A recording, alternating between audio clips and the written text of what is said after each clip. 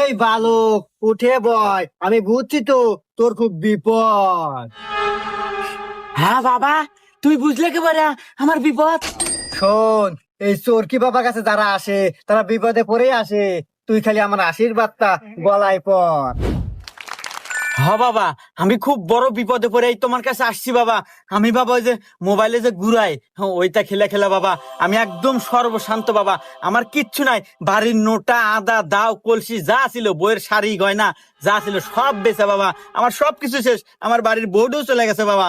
আমি তোমার কাছে আসছি বাবা, যে আমি তোমার এর থেকে মুক্ত পাইবার চাই বাবা। আমি একদম ভালো হইবার চাই বাবা, আমার তুমি এখান থেকে বাঁচাও বাবা। আর আমার ভবিষ্যতে কি হবো বাবা, এইটা একটু সব ঠিকঠাক করে দেন বাবা।